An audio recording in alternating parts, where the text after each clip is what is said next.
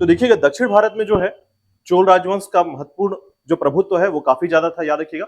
और दक्षिण भारत में जैसे ही मध्य भारत के इतिहास प्रारंभ होता है उसके अंत में जो है चोल राजवंश जो है इसकी समाप्ति होती है। यानी कि आप ऐसा कह सकते हैं कि धीरे धीरे जैसे ही चोल राजवंश जो है, ठीक है, अपने आप की समाप्ति के दौर पर होगा, उसी के साथ जो है आपका मध्यकाल का इतिहास प्रारंभ हो जाता है। ठीक है, यानी कि दक्षिण भारत में चोल राजवंश जो है अंतिम राजवंश के तौर पर जाना जाता है। प्राचीन काल के इतिहास में या पूर्व मध्यकाल के इतिहास में ये अंतिम शासक के तौर पर जाने जाते हैं, चोल राजवंश या चोला राजवंश। ठीक है, अब इसके बारे में एक बात और याद रखिएगा कि जैसे चोला राजवंश की बात करते हैं तो चोला राजवंश जो है ना, इसकी महत्ता आप इस प्रकार समझ सकते हैं कि इनके जो प्रमुख बिंदु रहे हैं, यानी इन राजवंशों को स्थापित करने में जितने लोगों ने यानी शासकों ने अपना जो प्रभुत्व दिया है, उस प्रभुत्व में आप जितने भी ब्लू कलर देख रहे हैं, ठीक है, इस ब्लू कलर में याद रखिएगा ये जो लाइनिंग आपको दिख रही है, ये लाइनिंग वो लाइनिंग है जो इनकी सत्ता को दर्शाती है। ठीक है, यानी आप ये कह सकते हैं इनका जो चोला टेरिटरी है ये दर्शाता है किसको, कि इनके चोला टेरिटरी को दर्शाता है, कि एम्पायर को दर्शाता है कि ये जो है चोला राजवंश की जो है पूरी की पूरी एम्पायर हुआ करती थी। ठीक है, कौन कौन सा क्षेत्र, तो आप सोच रहे हैं सर पिंक लाइन क्या है, तो पिंक लाइन जो है याद रखिएगा जो कि इनके इन्फ्लुएंस में आते थे। इन्फ्लुएंस का मतलब होता है कि जहां पर इनकी सत्ता को माना जाता है। जैसे मैंने अगर आपको कुछ समझाया तो आपने उसको एक्सेप्ट कर लिया। ठीक है, तो उस प्रकार से अब हर जगह पर देखिए ऐसा नहीं हो सकता कि पूरी जगह पर इनका शासन पूरी तरीके से स्वयं जाकर शासन करे, लेकिन एक बात मैंने आपको बताया था, ठीक है, राजेंद्र प्रथम के बारे में, तो आप ध्यान दे सकते हैं कि आपका जो ये पाल क्षेत्र है, ठीक है, यानी कि आप पश्चिम बंगाल का क्षेत्र या बंगाल का क्षेत्र कह सकते हैं, तो बंगाल के क्षेत्र से लेकर उड़ीसा, कलिंगा क्षेत्र, ठीक है, वेंगल क्षेत्र, और उसके बाद कांचीपुरम से लेकर, ठीक है, तंजौर जो क्षेत्र है याद रखिएगा, वो सभी क्षेत्र में इनका ही इंफ्लुएंस चलता था, याद रखिएगा। और इवन आप ऐसा कह सकते हैं कि इन क्षेत्रों में देखेंगे आप तो श्रीलंका का एरिया भी आप देख सकते हैं,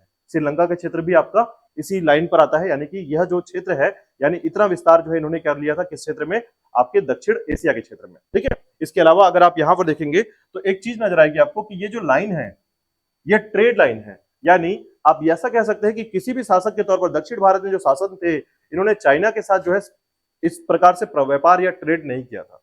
लेकिन मुख्य तौर पर अगर आप चोल राजवंशों को देखेंगे तो इनका व्यापार देखिए इंडोनेशिया से होते हुए जो है चाइना तक था। ठीक है, तो ये बात इनकी विशेषताओं पर शामिल है, याद रखिएगा। यानी चोल राजवंशों की विशेषताओं के तौर पर हम डिस्कस कर रहे हैं कि चोल राजवंशों का प्रभुत्व कितना ज्यादा था कि दक्षिण एशिया में जो है इंडोनेशिया, श्रीलंका, इवन जितने भी सुमात्रा जैसे क्षेत्र है, याद रखिएगा जितने भी क्षेत्र हैं उन सभी क्षेत्रों में इनका प्रभुत्व था। ठीक है, और इसमें सबसे ज्यादा अगर भारत के क्षेत्र की बात करें तो भारत के क्षेत्र में आपको राजेंद्र प्रथम के बारे में मैंने आपको जैसे बताया था कि इसने जो है ना एक क्षेत्र अपनी राजधानी, ठीक है, तो राजधानी बनाने के लिए जो है याद रखिएगा यह क्षेत्र कावेरी नदी के पास का क्षेत्र जो है वो तैयार किया था। इसने बोला कि मैं जो है यहाँ पर राजधानी बनाऊंगा, और इस राजधानी को बनाने के लिए इसको क्या लगा था, गंगा नदी का पानी। और ऐसे में जो है इन क्षेत्रों से इनको राजाओं के पास से गुजरना था और गंगा नदी को जो है अपने क्षेत्र पे लाना था, यानी गंगा नदी का पानी लाना था। और ऐसे में जो है इन्होंने ये मार्ग नहीं दिया, ठीक है, और मार्ग नहीं देने के कारण इनको सबसे लड़ते हुए जो है उस पानी को लाने पे अपने आप को विजय प्राप्त किया, यानी कि वहां तक गंगा नदी का पानी लाया, और आज भी वहां के तालाबों में गंगा नदी का पानी प्राप्त होता है। ठीक है, तो ये एक प्रभुत्व है, एक लेगेसी इसको कह सकते हैं आप, कि चोल राजवंशों के राजा जो होते थे उन राजाओं के अंतर्गत कुछ लेगेसी थी कि हम ये कर सकते हैं और ऐसा करके दिखाएंगे, तो ये लेगेसी इन्होंने दिखाया। इसलिए चोला जो राजवंश है, याद रखिएगा आज भी चोला शब्द आपको बार बार सुनने को मिलता है, याद रखिएगा।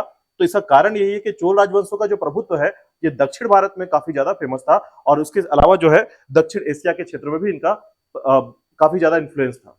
ठीक है, तो ऐसे में आपको ध्यान रखना है बस कि चोल राजवंशों में मैंने आपको यहां पर दो बातें बताई हैं। पहला याद रख लीजिएगा कि चोल राजवंशों की दो जानकारियां मिलती है, एक आदि चोल वंश और दूसरा नवीन चोल वंश। ठीक है, आदि चोल वंश का जो समय है याद रखिएगा संगम काल के समय का, जिसके संस्थापक कौन है, उरेवुर पहरे। ठीक है, उरेवुर पहरे इलनजेती।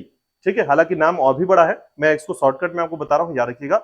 उरेवुर पहरे इलनजेती जो है याद रखिएगा संस्थापक है कौन सा, आदि चोल का। ठीक है, और वही नवीन चोल के लिए विजयालय नाम याद रखिएगा। ठीक है, तो चोल वंशों में या चोल वंश के अंतर्गत जो है आपको ध्यान रखना है कि चोल वंश जो है यह एक प्रमुख राजवंश है दक्षिण भारत का, और प्रमुख राजवंशों के साथ साथ जो है इसके समय में बहुत सारी घटनाएं घटी हैं। ठीक है, क्यों, क्योंकि चोल वंश के समय जो है याद रखिएगा इन्होंने दक्षिण भारत में अपने संघर्ष का काल बिताया हुआ है।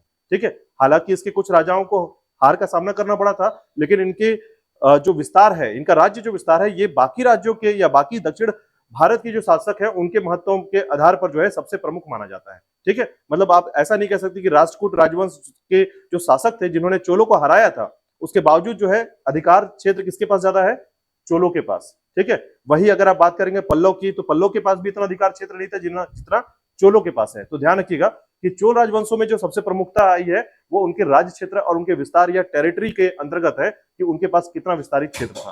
ठीक है, तो इस बात पे ध्यान रखिएगा। चलिए, तो देखिएगा ये बातें आपको समझ में आ गई होंगी कि चोल राजवंश क्यों प्रमुख है। ठीक है, राष्ट्रकूट से कैसे ये अलग है, और दूसरी बात कि राष्ट्रकूट के राजाओं और चोल शासकों के मध्य में कौन सा संघर्ष का काल चला है, वो भी हम डिस्कस करेंगे इसके अंतर्गत। ठीक है, चलिए देखिएगा। तो पहले तो एक बात, इसकी मैप को देखने से आपको दो बातें समझ में आ रही होंगी कि इसका क्षेत्र आप देख सकते हैं कि ये जितना भी क्षेत्र है ये चोला एम्पायर के क्षेत्र के अंतर्गत आता है। तो ये बात जरूर ध्यान रखिएगा, क्योंकि देखिए कभी कई बार ऐसा होता है कि इतिहास को हम याद ना करके अपने इमेजिनरी लाइन पर सेट करते हैं। ठीक है, तो हमारा जो इमेजिनरी सिस्टम है उस पर हम सेट करते हैं कि राष्ट्रकूट राजवंश जो उत्तर के क्षेत्र में, देखिए ये चालुक्य का क्षेत्र है। ठीक है, तो ध्यान रखिएगा क्योंकि चोल वंश भी समाप्त होगा, एक समय आएगा जब पांड्यों के आधार पर इनकी सत्ता छीनी जाएगी और उसके बाद पांडे शासक यहाँ पर आ जाएंगे तो चोल समाप्त हो जाएंगे। ठीक है, तो ऐसे में जानकारी रखिएगा कि इनका विस्तार कहां से कहां तक था। मतलब आपके दिमाग में ये सेटअप होना चाहिए कि चोल राजाओं ने अपना प्रभुत्व क्षेत्र या प्रभुत्व, अपनी जो लेगेसी है वो कहां से कहां तक रखी हुई थी। ठीक है, कौन कौन इनके इन्फ्लुएंस में आता था और कौन कौन कितनी इनकी टेरिटरी जो है विकसित थी यहाँ पर। ठीक है, साथ ही साथ ध्यान दीजिएगा कि इस क्षेत्र में देखिए मलाया का क्षेत्र हो गया। ठीक है, अंडमान निकोबार से लेते हुए आपका ये जावा सुमात्रा का जो क्षेत्र है यहां तक जो है इनकी लेगेसी होती थी। याद रखिएगा इतना पावर था, और इनका ट्रेडिंग कहां तक चलता था, तो याद रखिएगा चाइना तक चलता था। ठीक है, तो मैंने आपको बताया था कि ये जो आपका जो बंगाल की खाड़ी है, ठीक है, इस बंगाल की खाड़ी का नाम जो है ना पहले क्या हुआ करता था, चोला। याद रखिएगा, तो चोला की खाड़ी या चोला की खाड़ी, तो खाड़ी तो हम कह लेते हैं, याद रखिएगा, लेकिन मुख्य तौर पर इसका प्रभुत्व किसका था, इसका चोल राजवंश का था। यानी बंगाल की जो खाड़ी है, ठीक है, बे ऑफ बंगाल है, इसके चोला जो सैनिक होते थे, याद रखिएगा नौसेना जो होती थी, उनका प्रभुत्व यहाँ चलता था। ठीक है, इसलिए जो है इनकी लेगेसी का लेवल आप समझ सकते हैं कि यहां से लेते हुए आप ऐसा देख सकते हैं, ये जो क्षेत्र है आपका पूरा, ये क्षेत्र पूरा चोला एम्पायर, मतलब आप अगर कंपेयर करेंगे तो भारत से कहीं बड़ा क्षेत्र इनके पास है। ठीक है, वो भले ही हम पानी को कंपेयर नहीं कर पा रहे हैं, लेकिन अगर आप इसके प्रभुत्व को समझ पा रहे होंगे तो कितनी वैल्यू इसके पास है। इसलिए मैंने कहा कि चार जो राजवंश है भारत के क्षेत्र में, पहला मौर्य हो गया, दूसरा गुप्त हो गया, तीसरा आपका वर्धन हो गया, और चौथा आपका चोल राजवंश जो है सबसे प्रमुख माना जाता है। ठीक है, तो चोल राजवंश क्यों प्रमुख है, इस बात का ध्यान रखिएगा कि चोल राजवंश के प्रमुख होने का मुख्य कारण क्या है, इसके क्षेत्र के विस्तारवादी नीति। ठीक है, तो इसरो ने जो है अपनी विस्तारवादी नीति के तहत जो है काफी बड़ा क्षेत्र जो है अपने अंतर्गत शामिल किया था, यानी केंद्रीय सत्ता विस्थापित किया था इसने। ठीक है, चलिए तो ध्यान रखिएगा नवीन चोल की स्थापना किसने की थी, विजयालय ने, नाम याद रखिएगा। ठीक है, राष्ट्रकूट वंश की स्थापना किसने की थी, दंती दुर्ग, नाम याद रखिएगा। ऐसे ही पहला संस्थापक का नाम तो याद करना ही पड़ेगा, दूसरा ऑप्शन नहीं है यहाँ पर। ठीक है, तो ध्यान रखिएगा। चलिए, तो देखिएगा बात करते हैं चोला एम्पायर के बारे में।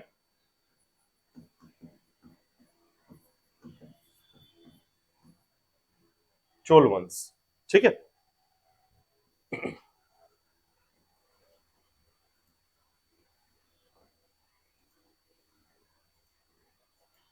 देखिएगा चोल वंश के संदर्भ पर जो है आपको यहां पर 3 से 4 बातें जो है सबसे इंपॉर्टेंट तरीके से याद रखना है। चोल राजवंशों में भी एक सबसे महत्वपूर्ण बात यह है कि इनके समय में आक्रमण, यानी कि जो अटैक जो होता है, याद रखिएगा, या फिर आप ऐसा कह सकते हैं कि इनके समय में युद्ध हुआ था। ठीक है, तो युद्ध की प्रणाली को याद रखिएगा। बहुत ज्यादा जब क्वेश्चन जो है ना बहुत टिपिकल होते हैं, याद रखिएगा, जब आपको लगेगा कि ये क्वेश्चन कहां से आ रहा है तो इस जगह से क्वेश्चन उठाया जाता है, इनके युद्ध के बारे में पूछा जाता है। ठीक है, दक्षिण भारत के युद्ध ऐसे ही कुछ नाम कुछ अलग प्रकार से मिलेंगे, इनके व्यवस्थाएं कुछ अलग प्रकार से होंगी, तो ये जरूर आपको ध्यान रखना है कि चोल राजवंश से अगर क्वेश्चन पूछा जाएगा तो क्वेश्चन का तरीका या पेपर जो होगा वो टफ होगा। ठीक है, दूसरी बात, लेकिन इसके कुछ क्वेश्चन ऐसे भी हैं जो जैसे निर्माण कार्य, वृद्धेश्वर मंदिर का निर्माण किसने कराया। ठीक है, वृद्धेश्वर मंदिर, राजा राजेश्वर मंदिर, इससे पहले राजा राजेश्वर मंदिर कहा जाता था, याद रखिएगा, वृद्धेश्वर मंदिर का निर्माण भी पूछा जाता है। तो ऐसे कुछ बड़े मंदिर हैं, तो पहले क्रम पर याद रख लीजिएगा कि इनका जो समय रहा है वो है 9वीं से 12वीं शताब्दी का समय।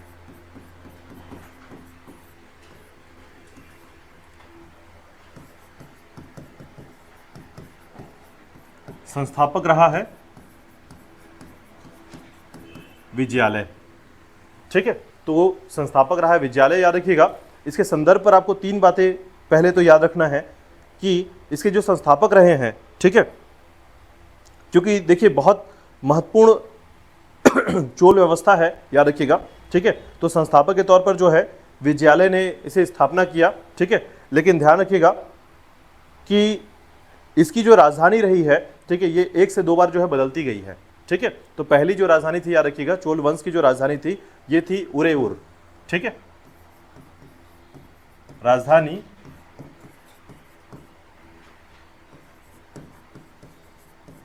उरेऊर।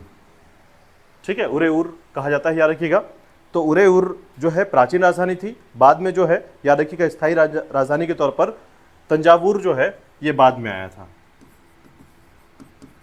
स्थायी राजधानी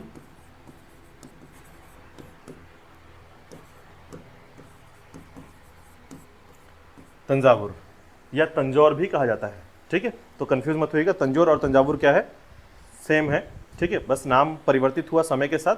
तो प्रारंभिक राजधानी क्या रही है, उरेऊर रही है, और उसके बाद इसकी राजधानी क्या बन गई है, तंजावुर बन गई है। ठीक है, अब इसमें देखिएगा कि इसके राजधानी के अलावा जो है विजयालय ने जो है सबसे प्रारंभिक जो काम किया, याद रखिएगा, यानी इनका जो पृष्ठभूमि है वो पृष्ठभूमि प्रारंभ कहाँ से होता है। ठीक है, तो याद रखिएगा मैंने जैसा बताया कि चोल राजवंश जो है ये मुख्य तौर पर किसके सामंत के तौर पर कार्य करते थे, तो याद रखिएगा ये पल्लव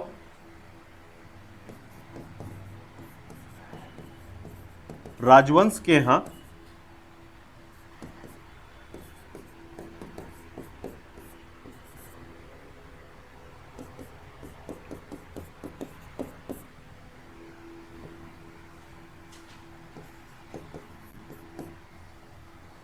ठीक है, तो याद रखिएगा पल्लव राजवंश के सामंत के तौर पर ये कार्य करते थे, यानी इनका जो उदय हुआ है ये पल्लव राजवंश के सामंत के तौर पर इनका उदय हुआ है।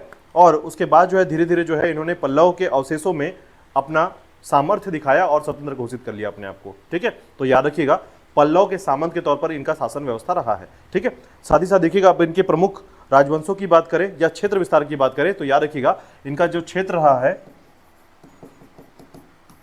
क्षेत्र विस्तार में, तो याद रखिएगा कर्नाटक, आंध्र प्रदेश, तमिलनाडु। ठीक है, मुख्य तौर पर याद रखिएगा इनका क्षेत्र विस्तार जो है कर्नाटक, आंध्र प्रदेश, ठीक है, या फिर आप ऐसा कह सकते हैं दक्षिणी प्रायद्वीप का क्षेत्र है, या फिर चोल मंडलम प्रदेश भी कहा जाता है इसको। ठीक है,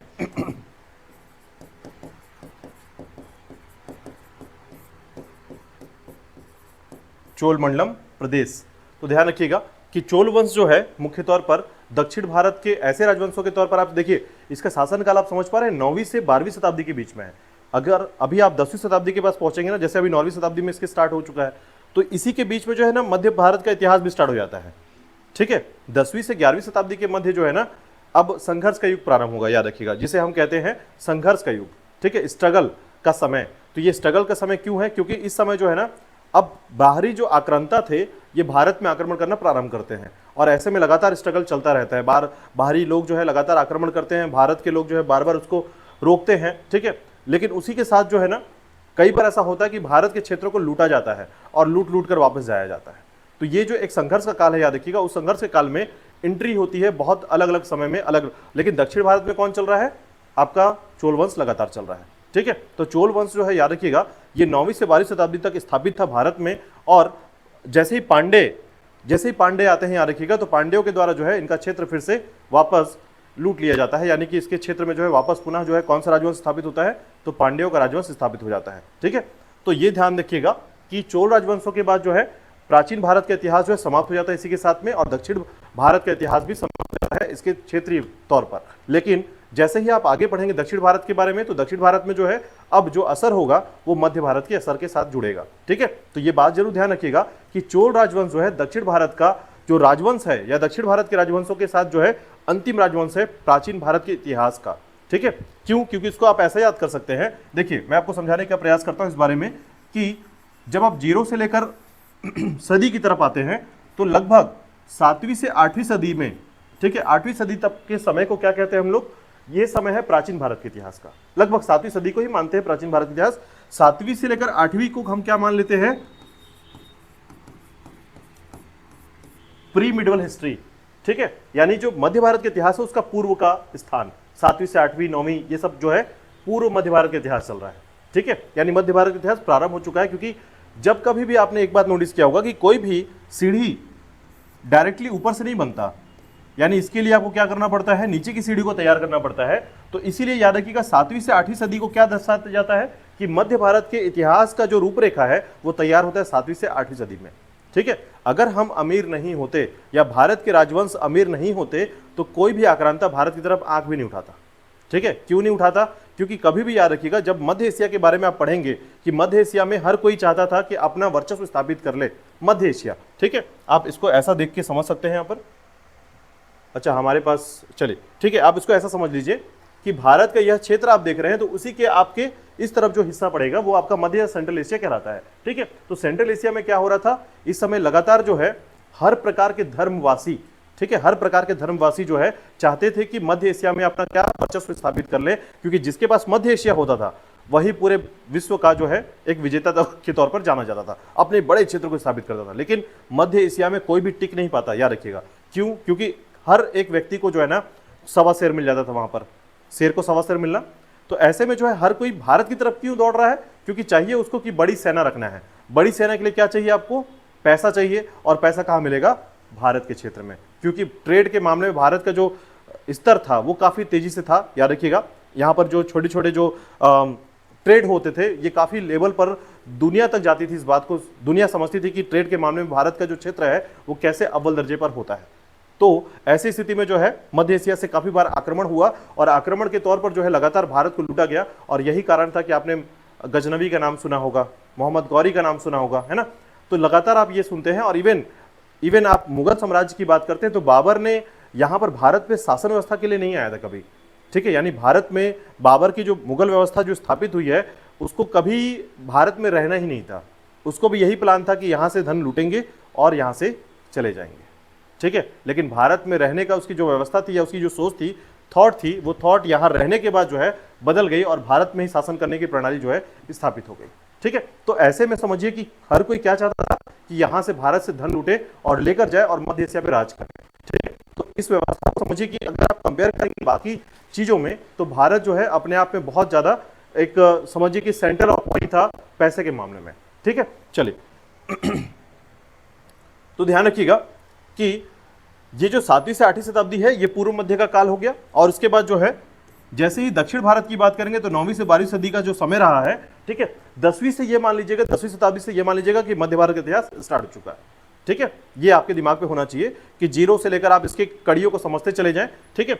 और जब हम उत्तर भारत को पढ़ेंगे, याद रखिएगा उत्तर भारत के टॉपिक को पढ़ेंगे, उत्तर भारत का जो स्थिति पढ़ेंगे तो उत्तर भारत की स्थिति को भी आपको समझ में आ जाएगा। मैंने डायरेक्टली उत्तर भारत को क्यों नहीं पढ़ाया, क्योंकि देखिए अगर आप गुप्त वंश के बाद के टॉपिक को पढ़े, वर्धन वंश को पढ़ा आपने, ठीक है, अगर मैं डायरेक्टली खत्म करता तो सीधे फिर मध्य भारत का इतिहास घुस जाता उसके अंदर, ठीक है। यानी मध्य भारत के इतिहास में क्यों, क्योंकि जब सोलंकी राजवंश आ जाता है, याद रखिएगा परमार राजवंश आ जाता है या फिर राजपूतों का वर्चस्व आता है तो पृथ्वीराज के बारे में पढ़ेंगे आप, और पृथ्वीराज के बारे में पढ़ेंगे तो आपको जितने भी आक्रांता है वो आपको डायरेक्टली पढ़ना पड़ेगा और आप मध्य भारत के इतिहास से प्रवेश कर जाएंगे, ठीक है। इसलिए दक्षिण भारत के इतिहास को कंप्लीट करने के बाद उत्तर भारत में वापस हम जाएंगे और उत्तर भारत के फिर से सीक्वेंस को जोड़ने का प्रयास करेंगे। अब जब उसे हम जोड़ेंगे तो आपको पूरी कड़ियां जो है प्रॉपर तरीके से समझ में आ जाएगी, ठीक है। तो फिर आपको जो है जितने भी युद्ध है याद रखिएगा सभी अपने आप याद होने लगेंगे अगर आप कड़ियों को बहुत अच्छे से जोड़ पाते हैं तो, ठीक है। तो ये ध्यान रखिएगा कि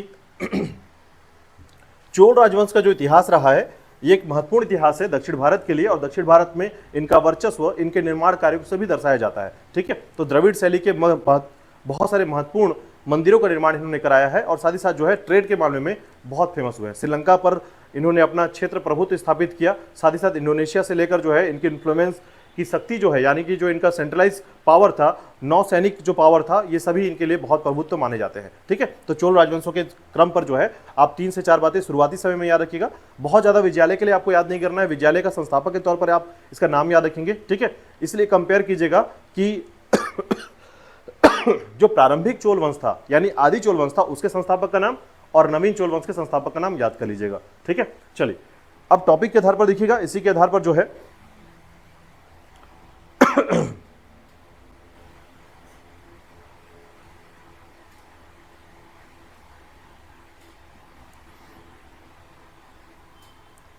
इनके आधार को मैं आपको समझा देता हूं। देखिएगा इनका वंश वृक्ष कैसा था। तो सबसे पहले याद रखिएगा,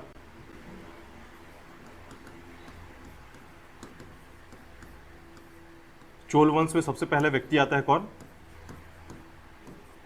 विजयालय। इसके बाद आता है आदित्य प्रथम। ठीक है, 3-4 राजाओं पर बहुत ज्यादा फोकस रखना है, याद रखिएगा। ठीक है, उसके बाद जो है मैंने एक नाम बताया था आपको, कल के टॉपिक पे ये शामिल हुआ था, परांतक प्रथम। ठीक है, परांतक प्रथम के बाद याद रखिएगा गंडरादित्य परांतक द्वितीय। ठीक है, गंडरादित्य परांतक द्वितीय। और इसके बाद याद रखिएगा, जो मैं आपको समझाना चाहूंगा कि जिस पर मैं फोकस कराया, जिन राजा के बारे में मैंने आपको बोला है, तो उसके बारे में प्रॉपर याद रखिएगा। और मैंने आपको बोला है 2 राजाओं का नाम प्रॉपर ठीक से याद रखना, उनके समय सीमा को, उनके क्षेत्र में किए हुए विस्तार को और उनके द्वारा किए गए कार्य को प्रॉपर ध्यान दीजिएगा। ठीक है। ठीक है, तो परांतक द्वितीय जो है इसको कहा जाता था, याद रखिएगा, सुंदर चोल। ठीक है, इसका नाम है सुंदर चोल। ठीक है, इसके अलावा जो है राजा राज प्रथम,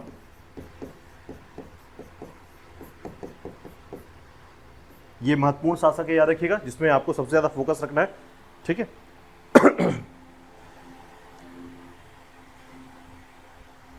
इसके बाद देखिएगा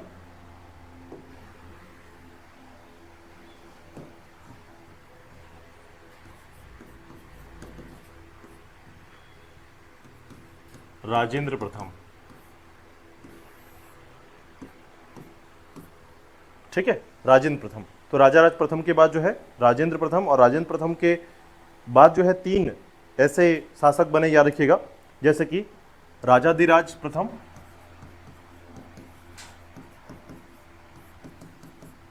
ठीक है, राजाधिराज प्रथम।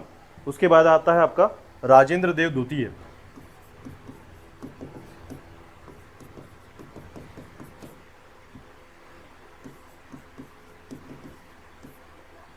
और तीसरा व्यक्ति है जो याद रखिएगा, वीर राजेंद्र।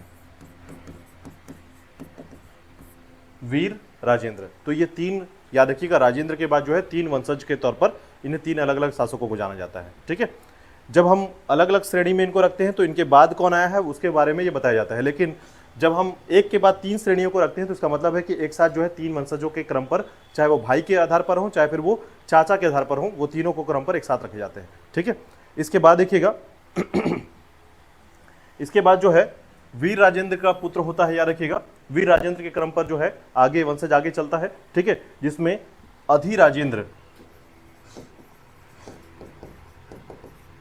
अधिराजेंद्र जो है शासक बनता है। ठीक है, और यहीं से कहानी बदल जाती है, याद रखिएगा, क्योंकि यहां पर जो है ना चोल और चालुक्य वंश के मध्य जो है एक समझौता कर सकते हैं, या फिर आप कह सकते हैं कि इनका विवाह जो है ना हो जाता है। यानी चालुक्य वंश और चोल वंश के मध्य विवाह का संबंध होता है, और विवाह संबंध के कारण जो है यहां से जो वंश आगे चलेगा वो चोल चालुक्य वंश होगा। ठीक है, इस बात का ध्यान रखिएगा। तो ये जो है चोल चालुक्य वंश यहां से प्रारंभ होता है। ठीक है,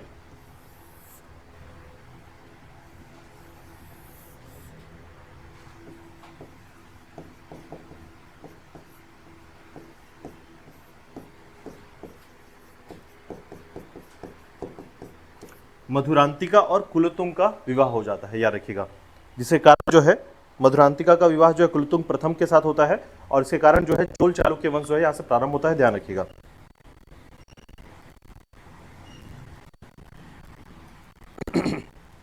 ठीक है, चोल चालुक्य वंश, तो यहां से जो है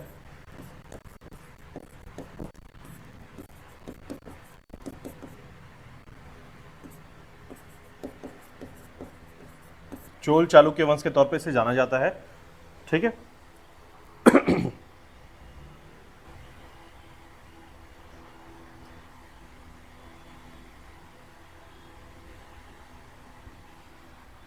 ठीक है, अगर आपसे पूछा जाए कि चोल साम्राज्य का द्वितीय संस्थापक कौन है, तो आप क्या कहेंगे? विजयालय, नाम याद रखिएगा। कई बार ऐसा हो सकता है कि आपसे कंफ्यूज करने के लिए इस प्रकार के प्रश्न पूछे जाए कि चोल साम्राज्य का द्वितीय संस्थापक कौन है। ठीक है, तो चोल साम्राज्य का संस्थापक तो पहला संगम काल के लिए हो गया, और दूसरा संस्थापक जो कहलाएगा वो विजयालय कहलाएगा, ध्यान रखिएगा। ठीक है, तो ये ध्यान रखिएगा। चलिए इसके बाद देखिएगा, तो अब इसी के आधार पर जो है मैं कुछ राजाओं का नाम और भी बताता हूं जो कि आगे जाकर वंशज के तौर पर, क्योंकि 9वीं शताब्दी से 12वीं शताब्दी के मध्य जो है इन्होंने शासन किया था, तो उनके क्रम पर और भी शासक होते हैं, याद रखिएगा। ठीक है, जैसे विक्रम चोल,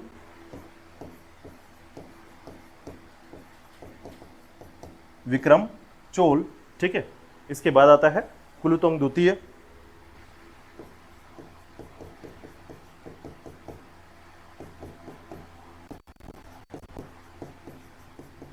राजाराज द्वितीय, ठीक है, कुलोत्तुंग द्वितीय, राजाराज द्वितीय, और उसके बाद जो है राजाधिराज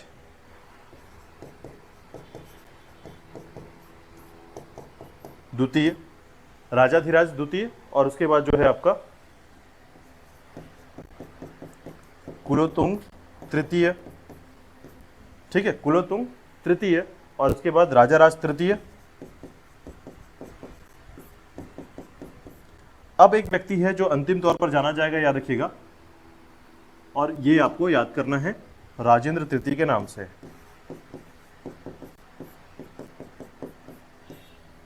राजेंद्र तृतीय के नाम से, ठीक है। तो अगर आपसे अंतिम व्यक्ति पूछा जाए तो ध्यान रखिएगा राजेंद्र तृतीय जो है इस वंश का अंतिम शासक रहा है। ठीक है,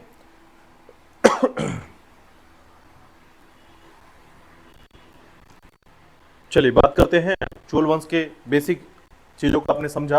ठीक है, कौन सा शासन कहां से आता है याद रखिएगा। तो ऐसे में आपको मैं हर एक बिंदु पर डिस्कस करूंगा, जो भी आपको कंफ्यूजन होगा वो दूर हो जाएगा। बस आपको ध्यान रखना है कौन कौन से राजवंशों के बारे में। देखिएगा, शासकों के तौर पर मैंने आपको बताया था कि पहला नाम आपको याद रखना है राजाराज प्रथम के बारे में, और दूसरा नाम याद कर लेना है आपको राजेंद्र प्रथम के बारे में। ये दो व्यक्तियों का नाम सबसे ज्यादा प्रश्न में पूछे जाते हैं, याद रखिएगा, राजाराज प्रथम और उसके बाद राजेंद्र प्रथम। इसको IMP कर लीजिएगा। जब भी आप पेपर देने जाए उससे पहले 1 महीना पहले जो है ना, जब रिवीजन करें तो इन दोनों पर फोकस कर लीजिए, चोल राजवंशों में, क्योंकि इनके द्वारा जो निर्माण कार्य किए गए हैं, इनके द्वारा जो भी चीजें हुई है, ये सबसे ज्यादा महत्वपूर्ण है चोल वंश के लिए। ठीक है, बाकी सभी राजवंशों में कुछ ना कुछ आपको नाम से कुछ रिलेवेंट मिलेगा। तो ध्यान रखिएगा कि कुलोत्तुंग का विवाह मधुरांतिका से हुआ, और उसके कारण जो है अब ये वंश क्या कहलाता है, चोल चालुक्य वंश कहलाता है। ठीक है, चलिए उसके बाद जो है फिर ये सभी शासक आते हैं, याद रखिएगा, जिसमें फिर से आपको राजेंद्र तृतीय का नाम याद रखना है, बिकॉज इस समय जो है ये अंतिम शासक के तौर पर जाना जाता है। चोल वंश जो है पूरी तरीके से समाप्ति के कगार पे आ गया था। ठीक है, चलिए अब देखिएगा इसी के बाद जो है सबसे पहले जो है मैं कुछ इसके साक्ष्य के बारे में बात करता हूं, देखिएगा, या एविडेंस के तौर पर। तो याद रखिएगा इसके साक्ष्य जो मिले हैं, चोल वंश के जो साक्ष्य मिले हैं, वो मिला है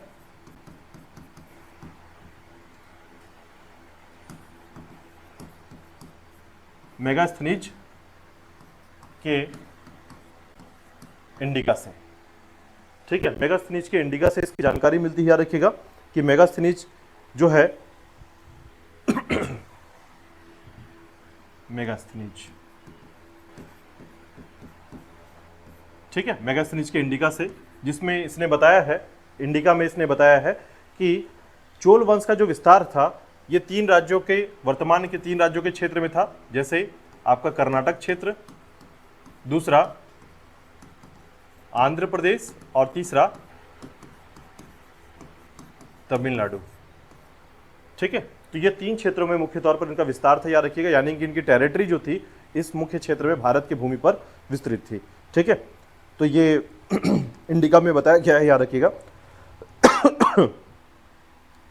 ठीक है, उसके बाद देखिएगा इनका जो शुरुआत होता है 9वीं शताब्दी में माना जाता है, लेकिन इनकी लड़ाई जो संघर्ष है ये 8वीं शताब्दी के अंत में प्रारंभ हो चुका था। ठीक है, अब इनकी सत्ता का संघर्ष जो है ना, सबसे पहले किससे प्रारंभ होता है, पल्लव से प्रारंभ होता है। तो याद रखिएगा इनके द्वारा काफी बार लड़ाई की गई है, और आप इस बात को ध्यान दे सकते हैं कि कल ही मैंने आपको बताया था कि प्रारंभिक समय में ही प्रांतक को हराया गया था यहाँ पर, है ना। तो ये ध्यान रखिएगा, राष्ट्रकूटों के द्वारा भी इनके मध्य संघर्ष हुआ था। ठीक है, तो संघर्ष की श्रेणी में थोड़ा सा याद रखिएगा कहां कहां पर या किन किन से इनका संघर्ष हुआ है दक्षिण भारत में। तो 4 राजवंशों के साथ इनका संघर्ष हुआ है। ठीक है, संघर्ष 4 राजवंशों के साथ, पहला है पल्लव, दूसरा है चालुक्य, तीसरा है पांडे, ठीक है, पल्लव, चालुक्य, पांडे, और चौथा याद रखिएगा जिसमें राष्ट्रकूटों का नाम आता है, जो कि हमने कल पढ़ा हुआ है, ठीक है। ये चार राजवंशों के साथ इनका संघर्ष जो है 8वीं शताब्दी के उत्तरार्ध में प्रारंभ हो चुका था और लगातार लड़ते हुए जो है इन्होंने अपना राज्य व्यवस्था स्थापित किया था, याद रखिएगा, ठीक है। तो देखिएगा, सबसे पहले बात करते हैं विजयालय के बारे में। तो विजयालय के संबंध में एक महत्वपूर्ण बात याद रखिएगा, ठीक है, कि इसने क्या किया था कि विजयालय ने जो है पांडव शासकों, क्योंकि देखिए तंजावुर जो है ना, ये मुख्य तौर पर किसका था, पांड्यों का था, ठीक है। हालांकि पल्लव के सावंत थे ये, लेकिन पांडे भी तो थे इस समय, ठीक है। तो याद रखिएगा तंजावुर का जो क्षेत्र है या तंजौर का जो क्षेत्र है, याद रखिएगा ये पहले किसका हुआ करता था, पांड्यों का था। तो विजयालय ने क्या किया, सामंत रहते हुए जो है ना इसने अपनी सेना व्यवस्था जो है मजबूत की, उसके साथ ही जो है इसने पांड्यों पर आक्रमण कर दिया और आक्रमण करने के बाद जो है उनकी राजधानी छीन ली, ठीक है। और इस तरीके से तंजावुर को जो है अपना राजधानी बनाया। तो इसके बाद ही विजयालय ने जो है नर केसरी की उपाधि धारण की थी, ठीक है, उसको नर केसरी कहा जाता था। तो चलिए देखते हैं कि करके अब थोड़े से पॉइंट करते हैं इस पे। विजयालय के बारे में सिर्फ आपको दो बातें याद रखनी है। पहला, ये संस्थापक है, याद रखिएगा, इसने जो है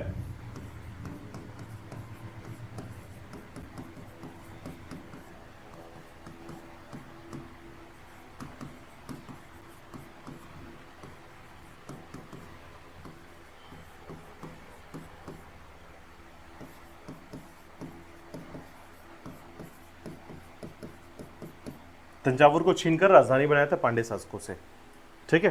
तो विजयालय का एक ही घटना आप याद रखेंगे। और दूसरा जो है नर केसरी की उपाधि धारण की थी। इसके बाद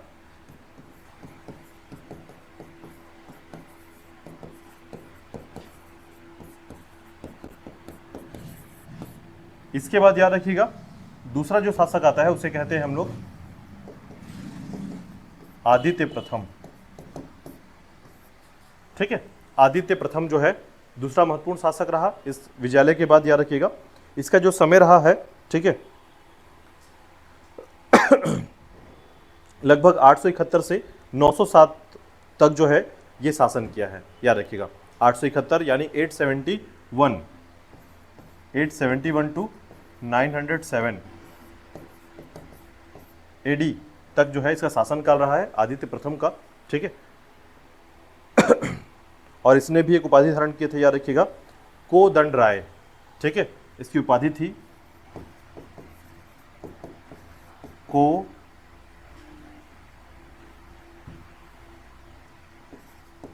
दंड राय। उपाधि ये याद करने की जरूरत नहीं पड़ेगी आपको, ठीक है। मतलब आप इस पर फोकस ना करके जो मैंने आपको बताया कि क्वेश्चन इस लेवल पर होता है उसको आप थोड़ा सा ज्यादा फोकस करेंगे, ठीक है।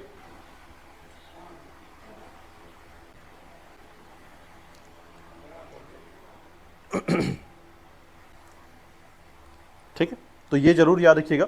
इसके बाद देखिएगा आपको आदित्य प्रथम के संबंध में ये चीजें याद रखनी है, ठीक है, जिसमें ये याद करना है कि किस तरीके से आदित्य प्रथम जो है इसने शासन किया, एक लंबा समय जो है इसका शासनकाल का रहा है, ठीक है। तो आदित्य प्रथम का जो समय रहा है केवल इतना ही याद रखिएगा कि इसने उपाधि धारण क्या की थी, कोदंड राय की उपाधि धारण की थी। लेकिन इसके संबंध में जो है आदित्य प्रथम राय का जो पुत्र होता है, याद रखिएगा, परांतक प्रथम जो है इसका पुत्र होता है, परांतक प्रथम के तौर पर जाना जाता है। और इसके समय में मैंने आपको एक बात बताई थी कि परांतक प्रथम को किसने हराया था, ठीक है। तो याद रखिएगा परांतक प्रथम जो है ना इसका जो समय रहा है, ठीक है।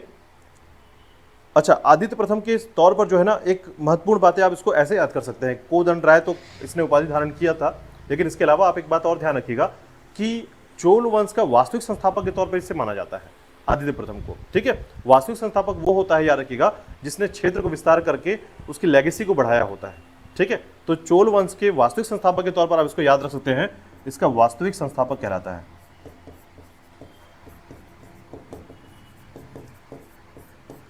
ठीक है। तो इसमें कंफ्यूज मत होइएगा कि संस्थापक कौन है, वास्तविक संस्थापक क्या होता है, या पहला या दूसरा संस्थापक क्या होता है, ठीक है। तो याद रखिएगा वास्तविक संस्थापक के तौर पर इसे माना जाता है और इसके द्वारा जो है एक व्यक्ति को हराया गया था, याद रखिएगा, ठीक है। आदित्य प्रथम जो है इसने पल्लव शासक जो है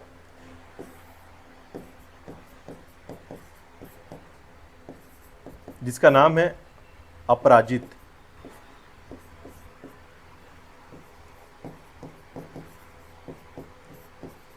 वर्मन को हराया था। ठीक है, पल्लव शासक अपराजित वर्मन को हराया, उसके क्षेत्र पर विस्तार किया अपने क्षेत्र पर। ठीक है, ये याद रखिएगा।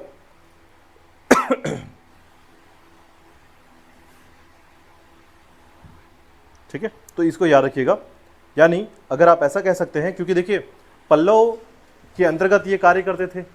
ठीक है, तो पल्लव के सामंत हुआ करते थे। सामंत का मतलब होता है कि कहीं ना कहीं चोल जो है पल्लव के अधिकार क्षेत्र में कार्यरत हैं अभी।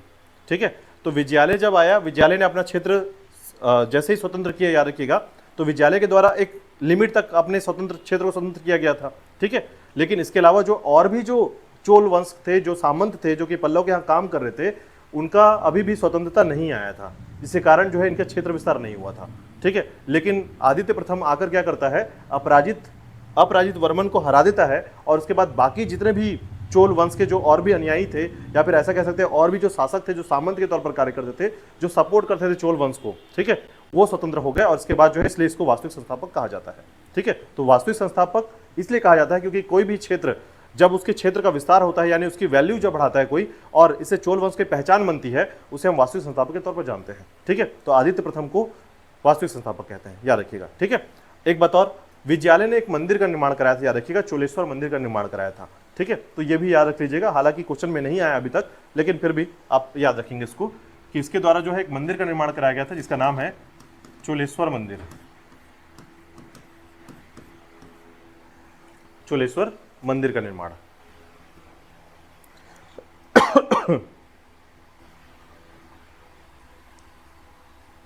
ठीक है, चलिए इसके बाद देखिएगा परांतक प्रथम के बारे में थोड़ा सा याद रखिएगा, क्योंकि इस समय जो है एक युद्ध भी हुआ था और इसमें इसे हराया भी गया था।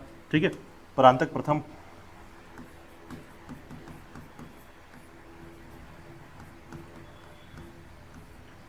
देखिएगा, परांतक प्रथम के बारे में आपको 3 से 4 बातें जो है इसमें याद रखना होगा। इसके 4 महत्वपूर्ण टॉपिक आते हैं परांतक प्रथम के लिए। ठीक है, कल मैंने आपके राष्ट्रकूट के लिए बताया था आपको कि कृष्ण तृतीय ने जो है परांतक, ठीक है, प्रथम को हरा दिया था, याद रखिएगा, कृष्ण तृतीय ने। ठीक है, तो ये जरूर याद रखिएगा। इसके अलावा जो है तो अगर द्रविड़ देश में, यानी मुख्य तौर पर जो है ऐसा कहा जाए कि परांतक प्रथम तो हार जरूर गया था, लेकिन चोल वंश को विस्तार करने में या चोल वंश के समय इसने काफी ज्यादा क्या किया था, एक तरीके से कह सकते हैं कि दक्षिण के देशों में अन्य देशों से जो, या अन्य जो यहाँ पर राजवंश था, ठीक है, जिन राजवंशों से इनकी लड़ाई लगातार चली थी, 4 सत्ताओं के साथ इनकी लड़ाई चली थी, उसमें सबसे ज्यादा लड़ाई जो है ना परांतक प्रथम के समय हुआ था, याद रखिएगा। ठीक है, तो पहले तो याद रखिएगा इसके मुख्य बिंदुओं में सबसे बड़ा दक्षिण क्षेत्र में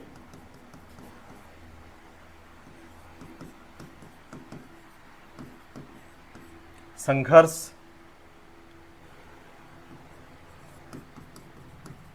का समय और साथ ही साथ विस्तार का समय परांतक प्रथम का समय माना जाता है। ठीक है, संघर्ष का समय और विस्तार का समय जो है परांतक प्रथम का समय माना जाता है, याद रखिएगा, क्योंकि चोल आधिपत्य की स्थापना वास्तव में इनके समय में हुई थी। ठीक है,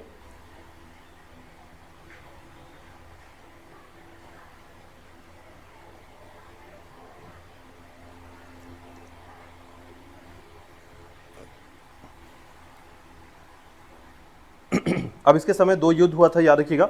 दोनों युद्ध के बारे में बात करते हैं। देखिएगा, एक युद्ध हुआ था, याद रखिएगा, वेन्नूर का युद्ध, और एक हुआ था आपका तक्कोलम का युद्ध। ठीक है, वेन्नूर का युद्ध और तक्कोलम का युद्ध, भूलिएगा मत। ठीक है, तक्कोलम का युद्ध एग्जाम में, खासकर व्यापम के एग्जाम में पूछा गया क्वेश्चन है, याद रखिएगा कि तक्कोलम का युद्ध किसके किसके मध्य हुआ था। ठीक है, और यकीन कीजिए अगर आपने इसको याद नहीं रखा तो ये याद नहीं रहेगा। ठीक है, तो ध्यान रखिएगा कि तक्कोलम का युद्ध जो है, याद रखिएगा, पहले तो वेन्नूर युद्ध के बारे में बात करते हैं। तो याद रखिएगा इस युद्ध में, ठीक है, इस युद्ध में जो है एक तरफ जो था, याद रखिएगा, पांड्य शासक, साथ ही साथ जो है श्रीलंका की सेना। ठीक है, पांड्य शासक और श्रीलंका की सेना, और एक तरफ कौन था,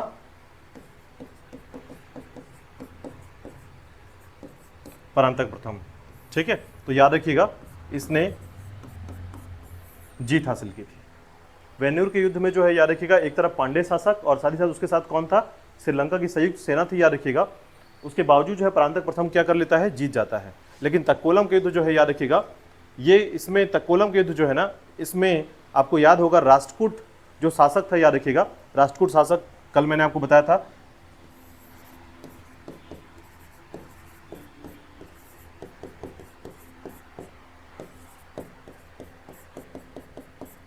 कृष्ण तृतीय।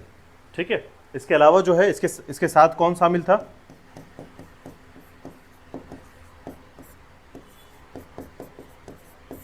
गंगवंश शासक। ठीक है, तो गंगवंश शासक के साथ, और एक तरफ कौन था,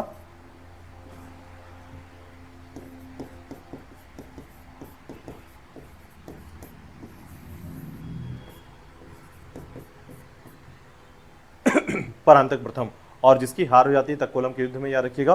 ठीक है, यानी बुरी तरह हार इसको कहा जाता है। ठीक है, कब हुआ था ये युद्ध, तो 949 ईस्वी में हुआ था ये युद्ध, याद रखिएगा तक्कोलम का युद्ध 949 एडी में। ठीक है, तो तक्कोलम का युद्ध हुआ, याद रखिएगा, जिसमें चोल जो है बुरी तरीके से पराजित हुए। ठीक है, और इसके कारण जो है इसका उत्तरी भाग यानी तमिलनाडु या आंध्र प्रदेश का जो भाग है, याद रखिएगा, ठीक है, उत्तरी भाग जो है ये मिल गया था किसको, राष्ट्रकूटों को। कल मैंने आपको बताया था कि राष्ट्रकूटों के द्वारा जो है कृष्ण तृतीय के द्वारा जो है उनके उत्तरी भाग पर अधिकार कर लिया गया था। ठीक है, तो उत्तरी भाग पर अधिकार इसी तरीके से हुआ तक्कोलम के युद्ध में। तो तक्कोलम का युद्ध मत भूलिएगा, राष्ट्रकूट और चोल के मध्य हुआ था तक्कोलम के युद्ध। और वही अगर वेन्नूर के युद्ध की बात करेंगे तो पांडे और आपके चोल के मध्य हुआ था। तो ये दो युद्ध याद रखिएगा। इसलिए मैंने कहा कि प्रांतक के संबंध में क्वेश्चन पूछे जाते हैं, तो उसका कारण यही है क्योंकि इसके युद्ध का नाम है बहुत फेमस, तक्कोलम का युद्ध। ठीक है, चलिए, तो ये जो है मैं कहूँगा इसको आप पहले से तक्कोलम के युद्ध को IMP रखिएगा। ठीक है, चलिए, इसके बाद देखिएगा जैसे ही जो है इसने पांडे शासकों को हराया था, याद रखिएगा। ठीक है, और मदुरई को जीता था, तो मदुरई कोंड की उपाधि धारण की थी। यहाँ पर जीत गया ना, जैसे जीता तो जीतने के बाद एक उपाधि धारण करते हैं, तो कोंड मतलब होता है जीता हुआ क्षेत्र। ठीक है, कल भी मैंने आपको बताया था। तो कोंड जैसे शब्द का प्रयोग किया था, अधिकांश आपको इसमें गंग कोंड, गंगे कोंड, इस प्रकार के उपाधि धारण करते हुए आपको मिलेंगे। ठीक है, तो इसका मतलब है कि जीत का क्षेत्र। तो ऐसे में जो है मदुरई के कारण जो है, मदुरई को जीतने के कारण जो है इसने क्या किया था, मदुरई कोंड की उपाधि धारण की थी। ठीक है, अब इसने एक मंदिर का निर्माण कराया था, याद रखिएगा, मंदिर का निर्माण तंजौर में।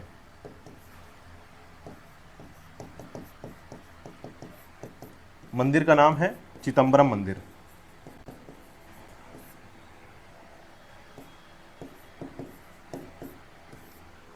चिदंबरम मंदिर,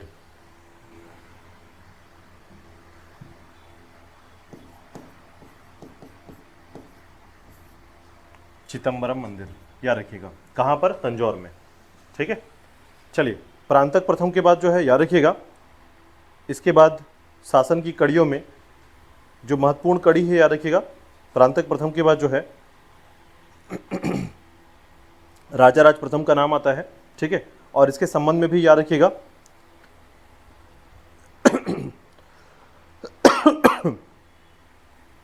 हालांकि राजा राज प्रथम के लिए आप ऐसा कह सकते हैं, प्रांतक प्रथम के बाद जो है ना गणरादित्य, प्रांतक द्वितीय, राजा राज प्रथम, ऐसे शासक हुए हैं, याद रखिएगा।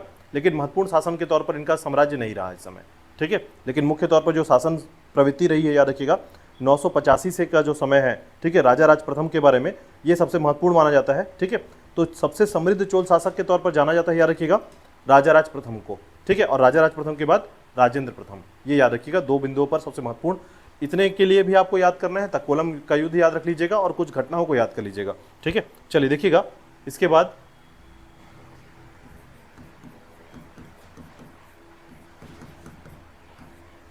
राजा राज प्रथम। ठीक है, तो याद रखिएगा, सबसे ज्यादा अगर समृद्ध चोल शासक की बात की जाए तो ध्यान रखिएगा राजा राज प्रथम और उसका पुत्र राजेंद्र प्रथम था। ठीक है,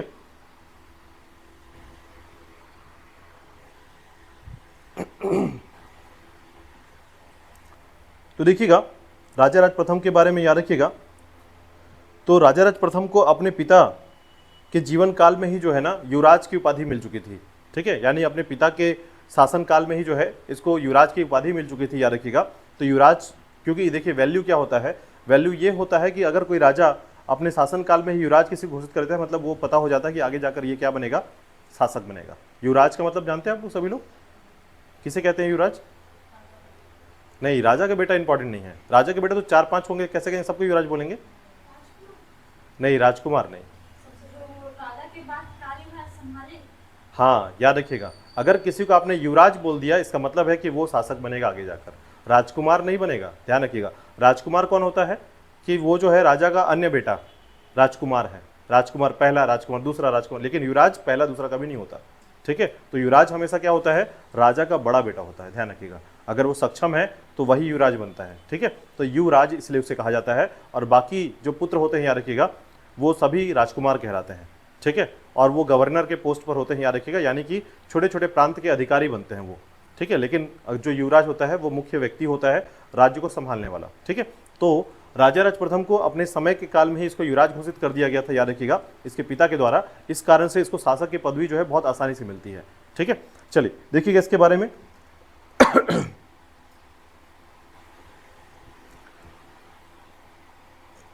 इसका वास्तविक नाम याद रखिएगा, इसका वास्तविक नाम जो है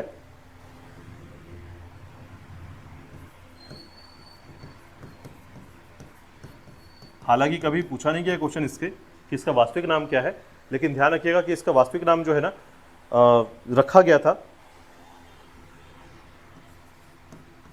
आरिमो ली बर्मन। आरिमो ली बर्मन। ठीक है, हो सकता है आप इसको ज़्यादा समय तक याद न कर पाएँ, और इसकी आवश्यकता भी नहीं पड़ेगी आपको कि वास्तविक शासक वास्तविक नाम आपको याद रखना हो, लेकिन ध्यान रखिएगा इसने जो है ना लौह और रक्त की नीति को अपनाया था। ठीक है, तो इसकी जो एक नीति थी, याद रखिएगा,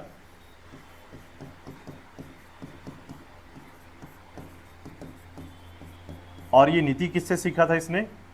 परांतक प्रथम से सीखा था। ठीक है, मतलब इसने अपने पितामह से लौ और रक्त की नीति को अपनाया था।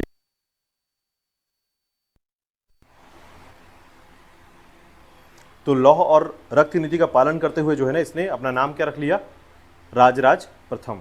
याद रखिएगा, तो इसलिए से राजराज प्रथम जो है उपाधि के तौर पर जाना जाता है, इसका नाम पड़ गया राजाराज प्रथम। तो याद रखिएगा, राजराज प्रथम या राजाराज प्रथम भी कहा जाता है इसे। ठीक है, तो याद रखिएगा, हालांकि ये नाम आपको याद नहीं करना है।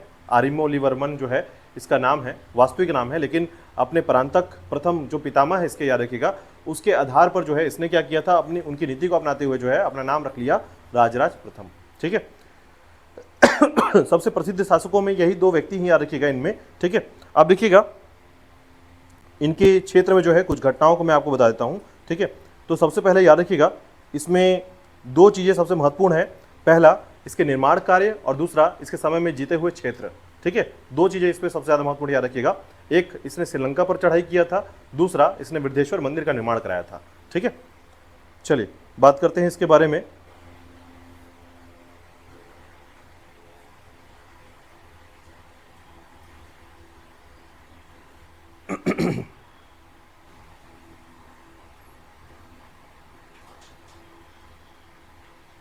सबसे पहला इसके कुछ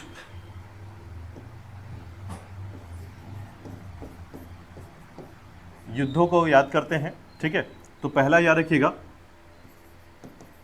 चेर का युद्ध, और दूसरा याद रखिएगा श्रीलंका आक्रमण।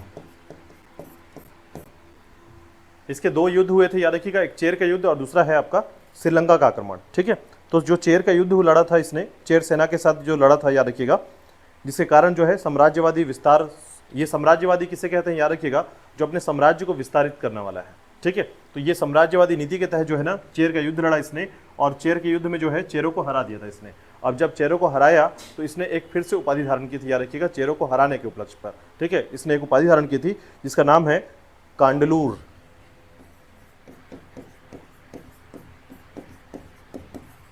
जैसा कि मैंने कहा, उपाधि पर ज्यादा ध्यान मत दीजिएगा, कुछ उपाधि हैं जो सबसे महत्वपूर्ण माने जाएंगे।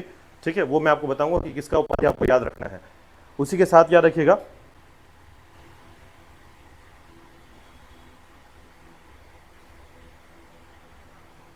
ठीक है, अब देखिए श्रीलंका पर क्या हुआ था, श्रीलंका की स्थिति को समझिएगा। ठीक है, तो श्रीलंका पर आक्रमण जब किया इसने, तो श्रीलंका के उत्तरी क्षेत्र पर इसने आक्रमण किया। इस समय इसका शासक था, याद रखिएगा, महेंद्र पंचम।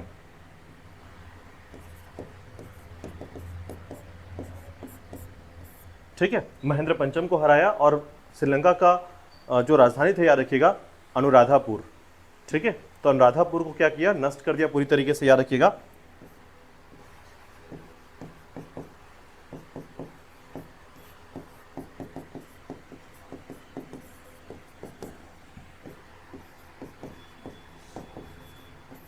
तो याद रखिएगा, श्रीलंका आक्रमण में उत्तरी क्षेत्र जिसका राजा था क्या, महेंद्र पंचम, इसकी राजधानी थी अनुराधापुर, उसको नष्ट कर दिया पूरी तरीके से किसने, राजराज प्रथम ने। ठीक है, तो इसे नष्ट किया, याद रखिएगा, और नष्ट करने के बाद ही जो है राजधानी को परिवर्तित कर दिया इसने। और यही कारण है कि आप इस मैप में जो देखते हैं देखिए ये दिख रहा है आपको, तो उत्तरी क्षेत्र जो है ना, ये आपको दिख रहा है, श्रीलंका का जो उत्तरी क्षेत्र है वो केवल डार्क थोड़े से कलर में अलग दिख रहा है, ब्लू टाइप थोड़ा सा, है ना। तो ये क्या है, इसका कारण ये है क्योंकि इसी क्षेत्र में इसने आक्रमण किया था। तो उत्तरी क्षेत्र में जो इसका अनुराधापुर था, याद रखिएगा, इसको समाप्त कर दिया, इसे नष्ट कर दिया और राजधानी बदल दिया इसने। ठीक है, और राजधानी का नाम क्या पड़ गया, तो नाम आप देख सकते हैं वहां पर नाम रख दिया गया, याद रखिएगा। इसकी सेना के द्वारा जब श्रीलंका पे चढ़ाई की गई, ठीक है, तो इसका नाम रखा गया पोलेनरुवा। ठीक है, पोलेनरुवा, याद रखिएगा। तो श्रीलंका की राजधानी अब इसके बाद क्या बन गई, पोलेनरुवा बन गई। तो याद रखिएगा, इसके द्वारा जो है राजधानी परिवर्तित किया गया।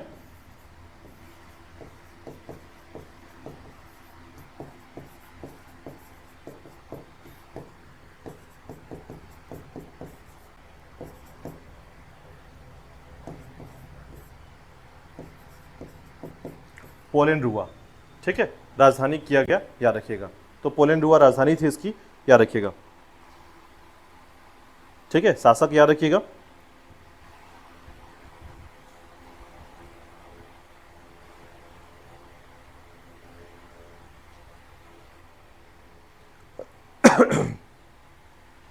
ठीक है, और एक निर्माण कार्य इसका याद रखिएगा। हालांकि इसने उपाधि और भी धारण की है, जैसे जय कोंड, ठीक है, श्री कोंड, जहां जहां को जीता उसके नाम से जो है कोंड शब्द जो है जोड़कर इसने उपाधि धारण कर ली है, याद रखिएगा। ठीक है, इसका सबसे बड़ा निर्माण कार्य याद रखिएगा कि इसने जो है एक मंदिर का निर्माण कराया था तंजौर में, और उसका नाम है, अभी वर्तमान में से वृद्धेश्वर मंदिर कहा जाता है।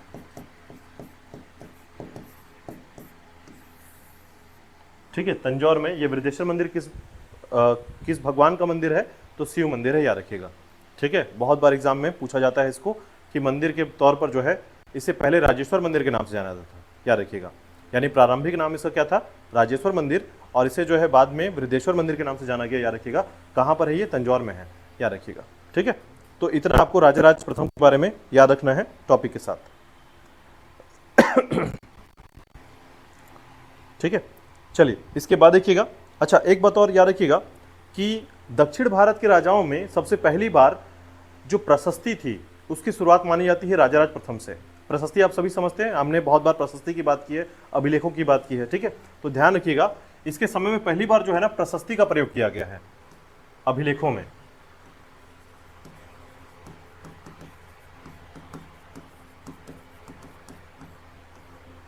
ठीक है, यानी अभिलेख वे क्षेत्र हुआ करते थे जहां पर राजा अपने बारे में लिखकर जानकारी जो है सीमित करता था। ठीक है, जैसे मौर्य के अभिलेख आपने सुना है काफी बार। ठीक है, तो प्रशस्ति वो क्षेत्र होता था, याद रखिएगा, जिसमें राजा की प्रशंसा लिखी जाती है। यानी अभिलेखों के माध्यम से राजा की प्रशंसा की शुरुआत राजाराज प्रथम में चोल वंश में हुआ था, याद रखिएगा। दक्षिण भारत में इस समय प्राकर्थन या फिर अभिलेख किस बेस पर, प्रशस्ति की बेस पर। अभिलेख तो बहुत सारे पहले भी मिलते थे, अभिलेखों की इंपॉर्टेंस नहीं है। इंपॉर्टेंस क्या है, प्रशस्ति की शुरुआत की गई, प्रशंसा की शुरुआत की गई कि राजा ने क्या क्या किया है, कौन कौन से युद्ध जीते हैं, और उसके द्वारा जो है क्या क्या बनाया गया, निर्माण कार्य क्या हुआ है, वो सभी चीजें जो है इससे शुरुआत मानी जाती है। ठीक है, क्लियर। तो याद रखिएगा राजाराज प्रथम के कारण के टाइम जोन को याद रखिएगा थोड़ा सा। ठीक है, 985 से लगभग 1014 ईस्वी तक का इसका शासनकाल रहा है। ठीक है, 985 टू 1014 इसका शासनकाल रहा है। ठीक है, तो श्रीलंका के क्षेत्र में चढ़ाई करने वाला व्यक्ति याद रख लीजिएगा कि श्रीलंका भी पहले भारत का हिस्सा हुआ करता था। ठीक है। तो राजाओं के स्तर को अगर आप देखेंगे तो बहुत सारे राजा ऐसे मिलेंगे जो अलग अलग क्षेत्र को जीत जीत कर आपके यहाँ बैठे हुए थे, लेकिन समय के साथ समय का पहिया दौड़ता है और भारत को उसके अपने क्षेत्र के साथ ही अपने आप में जो है संधि विच्छेद करना पड़ता है। तो ऐसे में जो है भारत की स्थिति अभी जो है धीरे धीरे कम हो गई। इसी कारण से आपको कई बार आपको नाम मिलेगा, जैसे भारतवर्ष, भारतवर्ष, ठीक है, या अखंड भारत, या फिर आप बोलेंगे आर्यवर्त, ठीक है। ये सभी जो नाम है ना भारत की अलग अलग समय की रूपरेखा को दर्शाते हैं। जैसे पहले भारत का जो नाम था याद रखिएगा, या जो भी आपने पुराणों में या फिर कई बार आपने वैदिक जो ग्रंथ है याद रखिएगा उन संबंध में अगर पढ़ा होगा तो अलग अलग नाम से मिलता है। आर्यवर्त मिलता है, ठीक है, भारतवर्ष मिलता है, भरतवर्ष मिलता है। भारत और भारत दोनों अंतर है याद रखिएगा। भारतवर्ष का मतलब होता है खंड भारत, ठीक है, और भारतवर्ष का मतलब होता है अखंड भारत, ठीक है, क्योंकि भारत वह नाम है जिससे भारत तक की ऊंचाइयों को देखा जाता है कि कहां कहां से क्षेत्र आ गया। लेकिन भारत की बात करते हैं तो भारत ने जितने क्षेत्र को जीता था वो सभी चीज शामिल हो जाती है इसमें, ठीक है। चलिए इसके बाद देखिएगा राजेंद्र प्रथम का समय आता है, याद रखिएगा 1014 से लेकर 1044 ईस्वी तक, ठीक है। तो दूसरा महत्वपूर्ण शासक जिसके बारे में आपको याद रखना है राजेंद्र प्रथम के बारे में।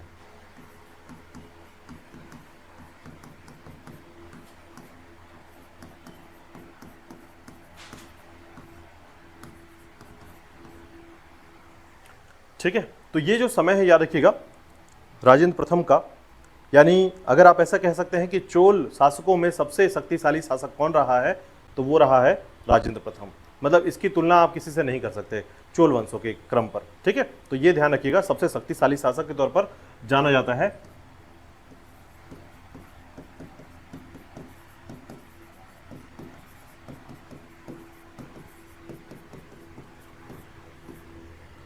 सबसे शक्तिशाली शासक है राजेंद्र प्रथम, ठीक है। और यह जो है विस्तारवादी शासक हुआ करता था, याद रखिएगा। विस्तारवादी शासक कहने का मतलब है कि इसकी सोच में ही विस्तार था, कि लगातार जो है जीतने की जो प्रकाष्ठा थी वो काफी तेजी से थी, ठीक है। तो राजेंद्र प्रथम को जो है विस्तारवादी शासक कहा जाता है। इसने किया क्या था, अपने पिता का जो अधूरा काम था उसको पूरा कर दिया था, ठीक है, यानी संपूर्ण श्रीलंका को जीत लिया था इसने। तो सबसे पहले याद रखिएगा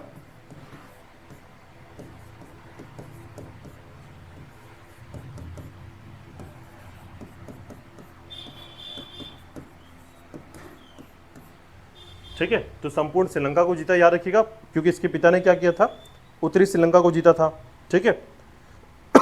उसके बाद क्या किया इसने, वहां का राजा कौन था इस समय, महेंद्र पंचम था।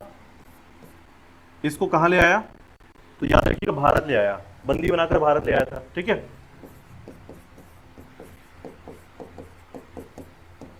तो महेंद्र पंचम को याद रखिएगा बंदी बनाकर भारत लाया, और भारत लाने के बाद जो है इसे भारत पे चोल राज्य में रखा गया, ठीक है।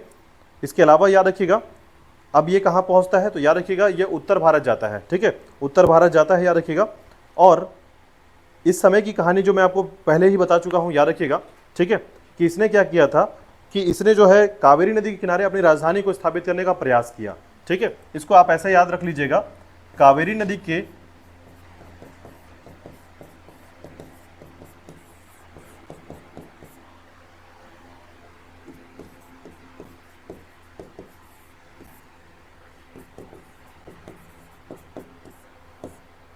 ठीक है।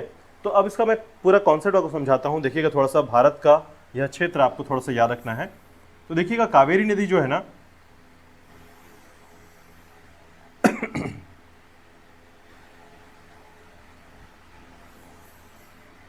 यह जो क्षेत्र है कावेरी नदी का क्षेत्र, याद रखिएगा। अब ये कावेरी नदी के सॉरी, तो थोड़ा सा और ऊपर कर लेते हैं इसको, ठीक है। ये जो कावेरी नदी है, याद रखिएगा कावेरी नदी का क्षेत्र, ठीक है। एक बात ध्यान रखिएगा कि भारत में अगर सबसे ज़्यादा, यानी दोनों मौसम में सबसे ज़्यादा जब फसल की बात की जाती है तो सबसे ज़्यादा फसल या सबसे ज़्यादा फसल के संबंध में धान का फसल जो है सबसे ज़्यादा कहाँ पर होता है, तो याद रखिएगा नदियों की बात अगर की जाए तो वो कावेरी नदी का डेल्टा क्षेत्र है, ठीक है।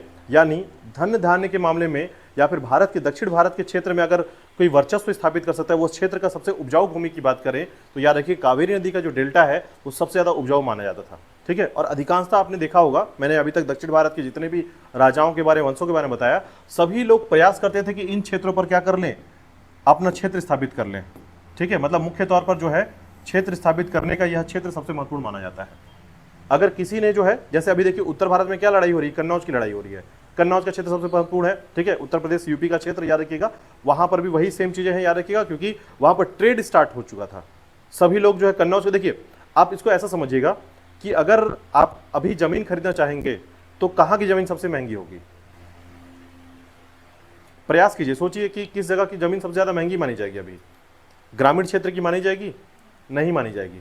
क्यों? क्योंकि जहां पर लोग उस क्षेत्र को जानते हैं, ठीक है, जैसे रायपुर बिलासपुर का मुख्य शहर का जो क्षेत्र होगा, ट्रेड होता है यहाँ से, ठीक है, फसल नहीं होती है, कोई बीच में फसल करता है क्या? नहीं करता है, लेकिन ट्रेड होने के कारण, क्योंकि देखिए फसल और ट्रेड में ना दो अंतर होते हैं। पहला कि फसल का अनाज जो है आता है और ट्रेड के माध्यम से ही मार्केट तक जाता है, ठीक है, यानी मार्केट अगर ना हो या फिर ट्रेड ना हो तो उस फसल की वैल्यू गिर जाती है।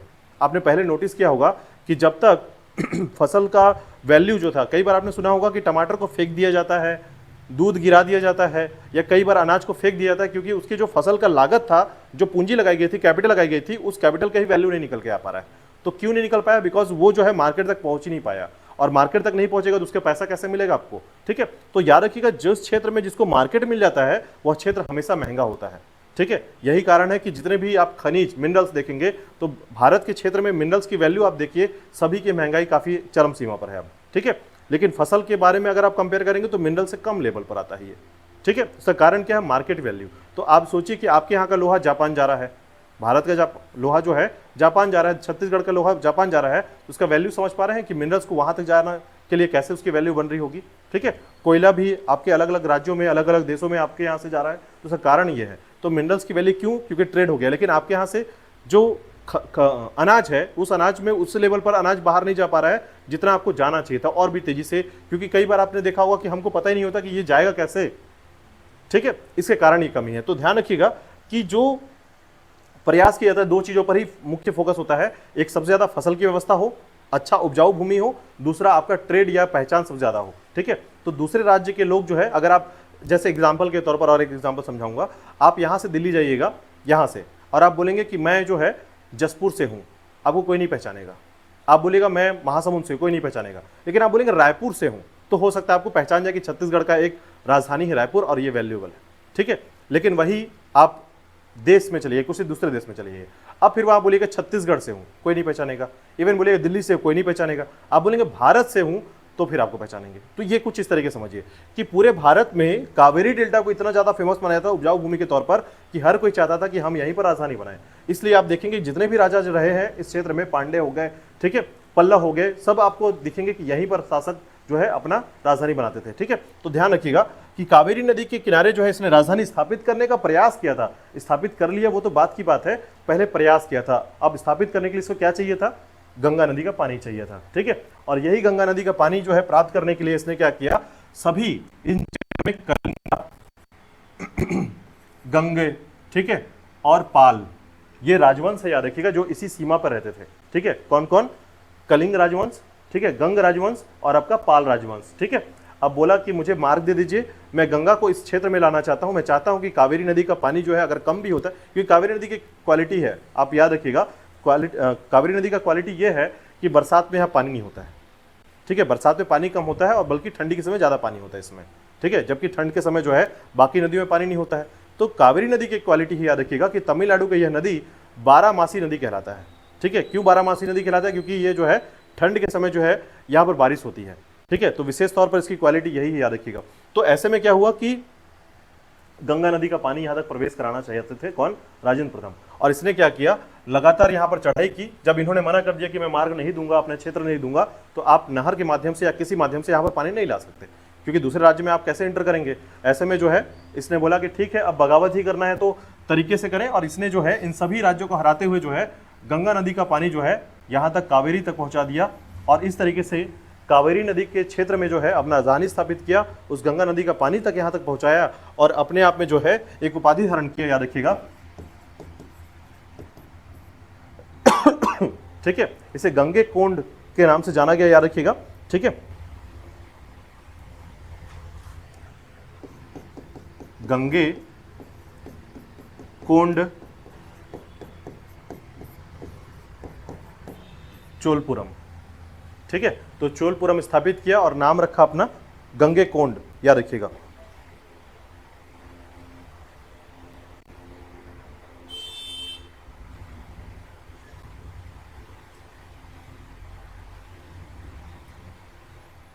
तो इसकी राजधानी क्या बन गई, याद रखिएगा, इसकी राजधानी का नाम था गंगेकोंड चोलपुरम, और उपाधि भी इसका मिला क्या, गंगेकोंड का।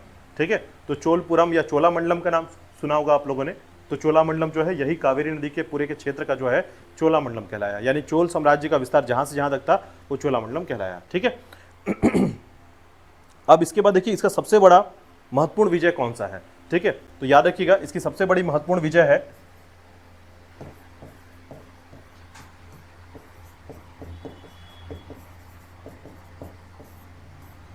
इंडोनेशिया। ठीक है, तो इंडोनेशिया के क्षेत्र में जाकर आक्रमण किया इसने, और याद रखिएगा इसके विजय साम्राज्य के विरुद्ध जो है ना, यहां पर एक विजय साम्राज्य था इंडोनेशिया में, एक साम्राज्य जिसका नाम है विजय साम्राज्य, और यहां पर इसने क्या किया, विजय साम्राज्य पर जाकर आक्रमण किया और इंडोनेशिया में जाकर विस्तृत अपना क्षेत्र विस्तार करके आ गया। ठीक है, तो ये ध्यान रखिएगा, इंडोनेशिया में जाकर जो है विजय साम्राज्य को हराया इसने, और ये इसका सबसे महत्वपूर्ण विजय युद्ध था, याद रखिएगा।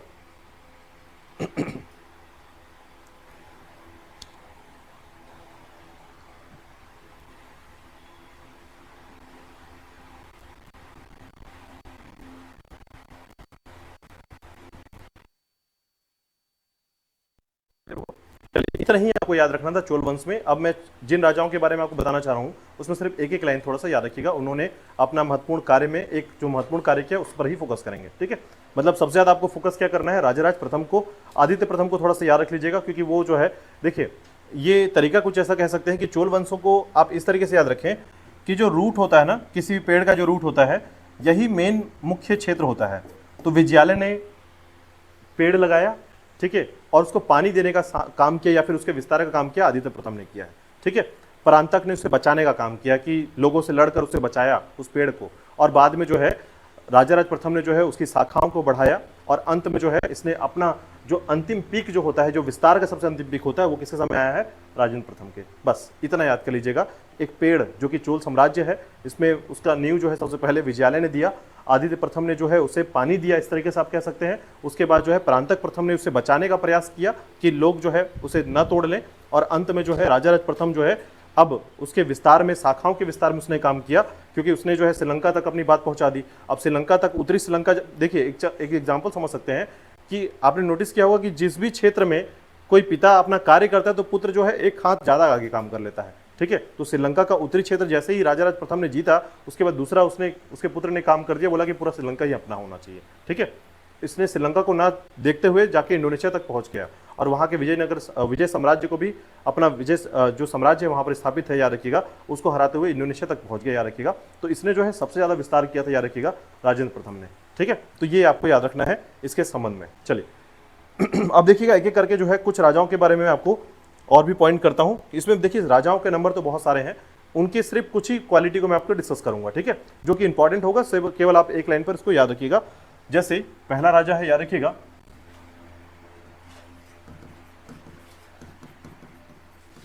अन्य शासक के तौर पर आप याद रखेंगे राजाधिराज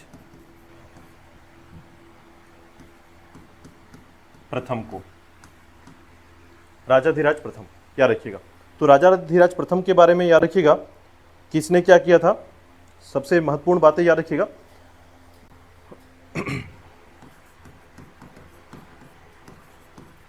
सोमेश्वर को परास्त किया था, यानी हराया था सोमेश्वर को। ये कौन था, चालुक्य वंश का था, याद रखिएगा। ठीक है, चालुक्य वंश का सोमेश्वर जो था, याद रखिएगा, सोमेश्वर को परास्त किया इसने, और साथ ही साथ जो है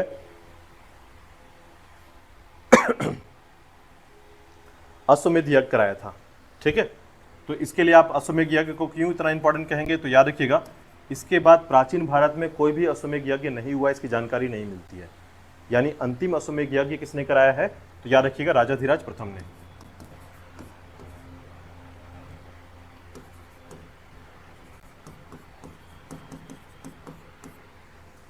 ठीक है, तो दो बातें याद रखिएगा राजाधिराज प्रथम के लिए, इसने चालुक्य वंश के सोमेश्वर को हराया, और इसी के उपलक्ष्य में अश्वमेध यज्ञ कराया, जो कि प्राचीन भारत का अंतिम अश्वमेध यज्ञ कहलाता है। ठीक है, अब इसके बाद दूसरा राजा जो है, याद रखिएगा, राजेंद्र द्वितीय। ठीक है,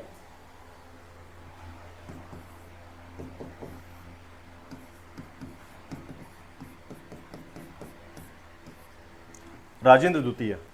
तो याद रखिएगा यह इसका भी समय जो है एक अच्छा खासा समय रहा है इसका, ठीक है।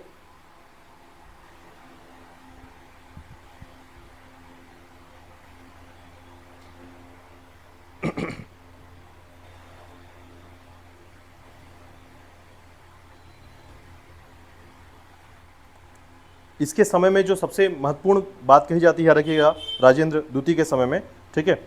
तो इसने भी क्या किया था, एक युद्ध लड़ा था, ठीक है। इस युद्ध का नाम है, याद रखिएगा,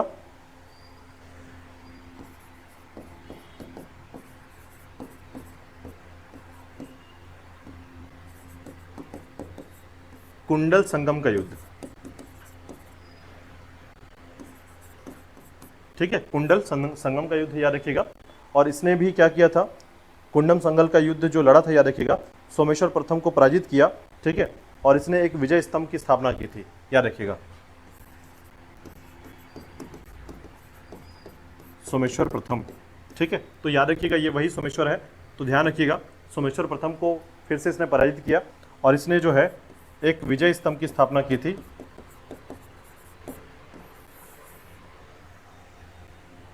इस युद्ध को जीतने के बाद, ठीक है। तो सोमेश्वर प्रथम को हराया था, याद रखिएगा। इसके बाद एक व्यक्ति है, याद रखिएगा,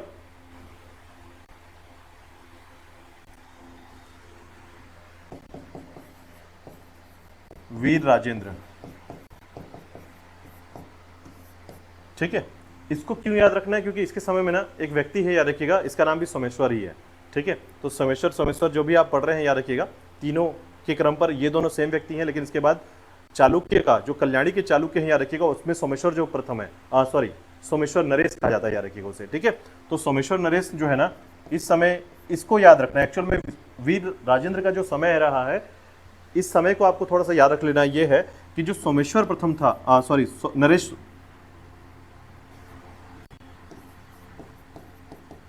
कल्याणी के सोमेश्वर नरेश, ठीक है। तो कल्याणी के जो चालुक्य थे, याद रखिएगा, सोमेश्वर नरेश, इसने क्या किया था, ठीक है, इसने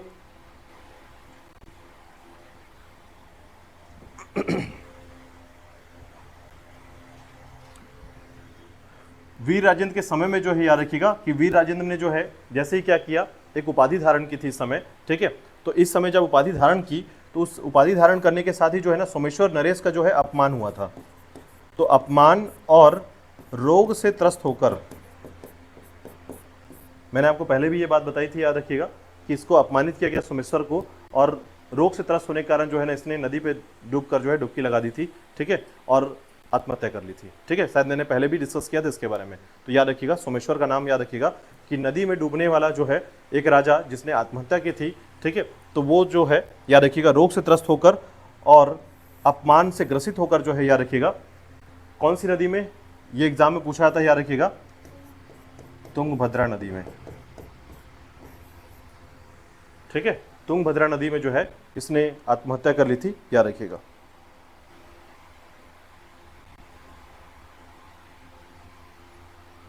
ठीक है। तो चूंकि ये जो है, याद रखिएगा, सोमेश्वर नरेश जो है एक राजा हुआ करता था, तो इसको हराने का ही एक वो था, पॉइंट था कि वीर राजेंद्र ने जिसको बातों से हरा दिया, लड़ना नहीं पड़ा इसके लिए, ठीक है। तो इस उपलक्ष्य में जो है इसने क्या किया, तुंगभद्रा नदी के किनारे जो है एक विजय स्तंभ स्थापित किया था इसने, ठीक है। तो ये जो है सोमेश्वर नरेश के बारे में संबंधित है, याद रखिएगा। सोमेश्वर नरेश का नाम इस बात पे याद रखिएगा, तुंगभद्रा नदी पर जो है, क्योंकि इससे पहले किसी भी राजा ने जो है जनरली आत्महत्या का प्रयास नहीं किया होगा, इसने तुंगभद्रा नदी पर डुबकी लगा दी थी, याद रखिएगा, ठीक है। चलिए इसके बाद देखिएगा, नेक्स्ट है कुलोत्तुंग प्रथम, ठीक है। नेक्स्ट नाम देखिएगा,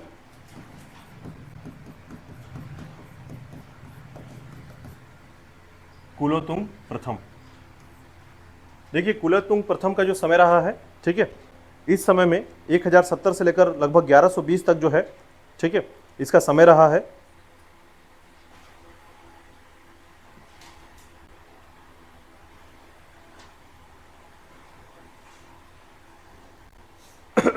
इसके बारे में एक महत्वपूर्ण बिंदु जो है याद रखना है आपको, इसने क्या किया था, 72 व्यक्तियों का एक मंडल बनाया, ठीक है, एक ग्रुप बनाया, एक समुदाय बनाया, और इस समुदाय को कहां भेजा था?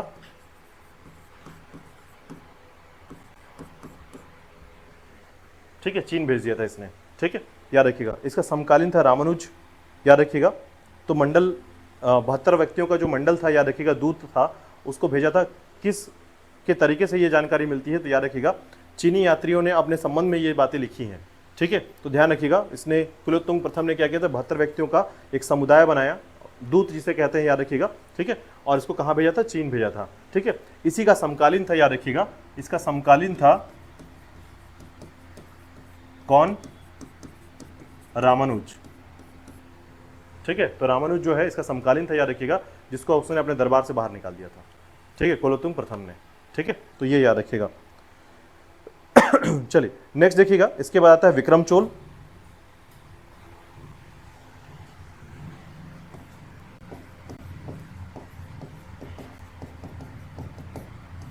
विक्रम चोल। ठीक है, विक्रम चोल का जो समय है, याद रखिएगा, विक्रम चोल का समय जो है 1120 से लेकर 1131 ईस्वी तक रहा है। ठीक है, और इसने जो है सबसे महत्वपूर्ण काम किया था, याद रखिएगा, क्योंकि ये जो है ना शिव भक्त था एक तरीके से। ठीक है, तो इसकी कहानी को भी आप याद रख सकते हैं, विक्रम चोल की कहानी को। जैसे एक एक पॉइंट पर आप एक एक लोगों के बारे में याद रख रहे हैं, तो विक्रम चोल के बारे में एक बात याद रखिएगा, शिव भक्त था। ठीक है, इसने चिदम्बरम में स्थित जो नटराज मंदिर था, ठीक है, उसका पुनरुद्धार किया था।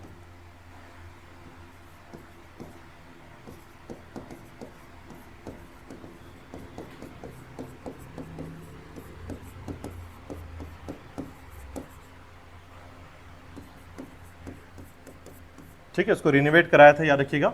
चित्रम्बरम जो स्थित है, याद रखिएगा, नटराज मंदिर, उसका पुनरुद्धार कराया था इसने। ठीक है, इसके अलावा जो है इसने एक जो सबसे खतरनाक काम किया था उसके बारे में आपको बताता हूँ।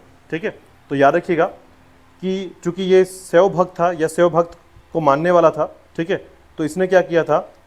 गोविंदराज मंदिर था, गोविंदराज मंदिर आपको याद होगा, मैंने कई बार आपको बताया है कि चोल शासकों के बारे में दक्षिण भारत के लोगों ने जो है एक मूवी बनाई है। अगर आप उसे देखने का प्रयास करेंगे चोल शासकों के संबंध में, तो आपको ये जानकारी मिलेगा। ठीक है, कि गोविंदराज मंदिर था एक, याद रखिएगा, उसमें प्राचीन एक वैष्णव मंदिर था। ठीक है, वैष्णव मंदिर है, वहाँ पर वैष्णव मूर्ति रखी गई है। उस मूर्ति में जो है ना, जो लोग भी विष्णु जी को मानते थे, सबको लपेटा, और लपेटने के बाद समुद्र में जाकर डलवा दिया उसको। ठीक है, आपने देखा भी होगा मूवीज में, कभी आपको ये देखने का सीन मिला होगा, तो याद रखिएगा, ये विक्रम चोल था, जिसने जो है गोविंदराज मंदिर, जो प्राचीन मंदिर थी, वहाँ पर स्थित एक मूर्ति थी, जो कि किसकी थी? वैष्णो जी की। ठीक है, विष्णु जी की मंदिर थी, याद मूर्ति थी, उसको उठाकर जो है समुद्र में डलवा दिया था। यही वो व्यक्ति है। ठीक है, तो याद रखिएगा, गोविंदराज मंदिर के वैष्णव मूर्ति को समुद्र में फेंकवा दिया। ठीक है,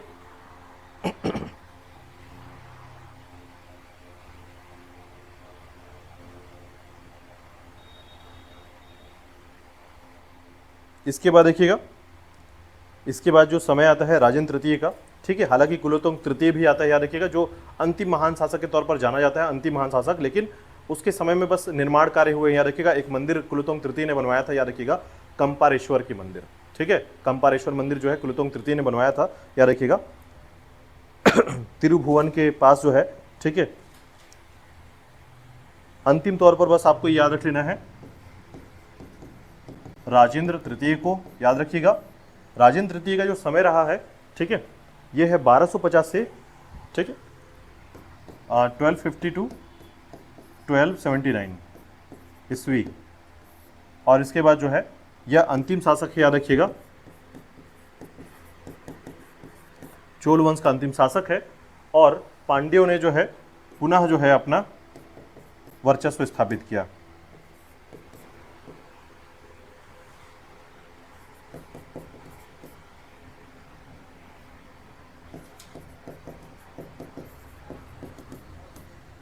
ठीक है, तो पांड्यों ने इनको परास्त किया, और उसके बाद चोल साम्राज्य जो है पूरी तरीके से समाप्त हो गया।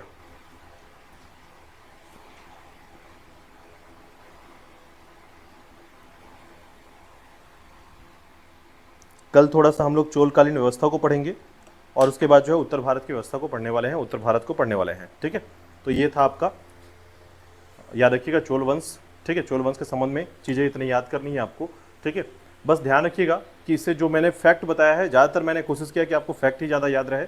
ठीक है, तो आपको एक एक करके थोड़ा सा फैक्ट पर फोकस रखना है, चाहे वो तक्कोलम का युद्ध हो, चाहे फिर वो वेनूर का युद्ध हो। ठीक है, थोड़ा सा याद करने का प्रयास कीजिएगा, एक बार पढ़िएगा, जल्दी याद हो जाएगा ये। ठीक है, चलिए।